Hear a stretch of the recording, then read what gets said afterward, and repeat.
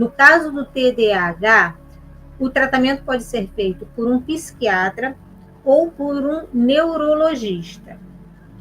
Sendo que, se o diagnóstico for de TDAH e transtorno de ansiedade, qualquer um deles que seja, como a gente falou aqui, é a TAG, o TAG, né, transtorno de ansiedade generalizado, transtorno de pânico, fobia específica, fobia social.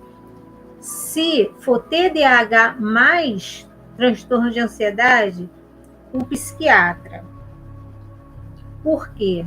O neurologista, a grosso modo, assim, para ficar bem simples, para ajudar a entender, o neurologista, o foco do estudo dele é se o seu cérebro funciona. Do psiquiatra é como o seu cérebro funciona. E aí, num transtorno de ansiedade, vão estar envolvidos também questões emocionais.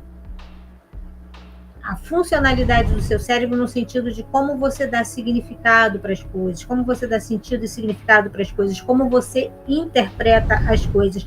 O neurologista, isso a grosso modo, tá? Só para simplificar, né? Ele vai ver se está funcionando, se a sua memória está funcionando, se a sua capacidade de dar significado está funcionando, está tudo funcionando, está tudo ok. O psiquiatra vai ver como está funcionando. Então, o TDAH pode ser tratado por psiquiatra ou neurologista e um psicólogo ou psicóloga.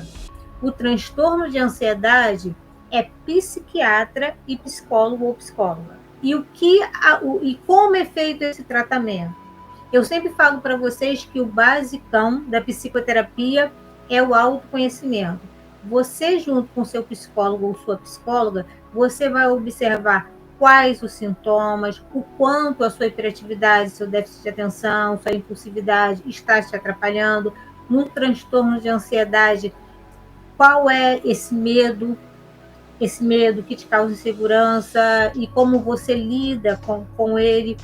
E o médico, ele entra com a ajuda medicamentosa, como eu já expliquei aqui para vocês, a gente precisa da ajuda dos médicos para ajudar o seu cérebro a entender que ele precisa trabalhar de uma maneira que te favoreça.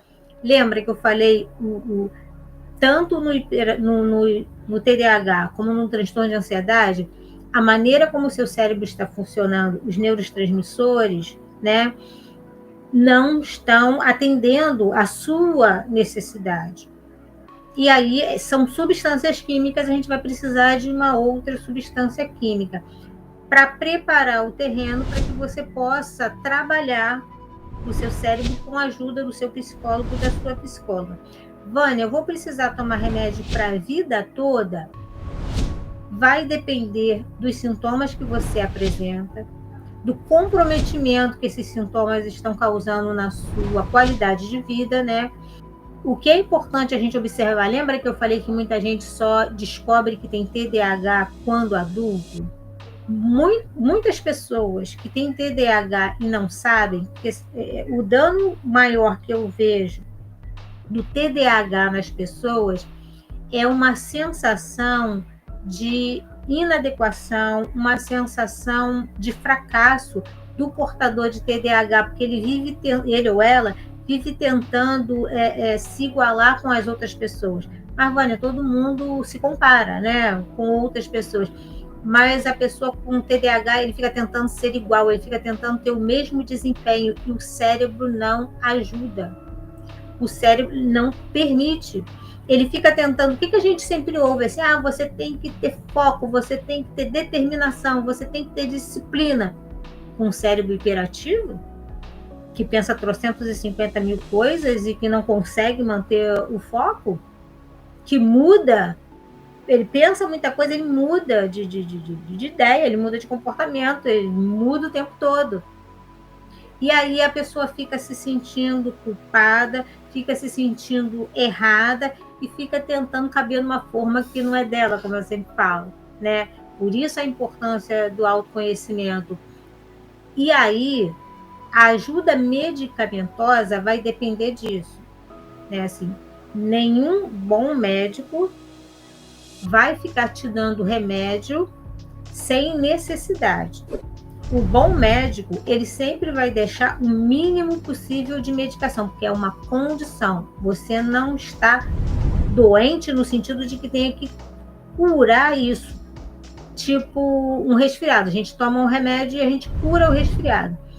É como o nosso cérebro atua.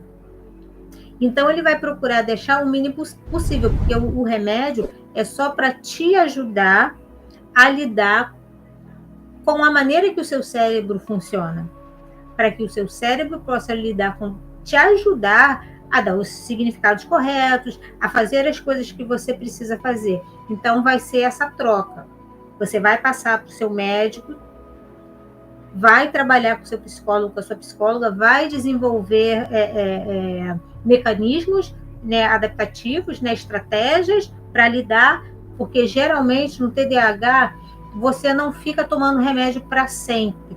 É o período que você e os seus médicos entendem que seja e o seu médico, que você e o seu médico entendem que seja necessário para que você aprenda a lidar com o seu cérebro, desenvolva estratégias para compensar essa desatenção, esse esquecimento.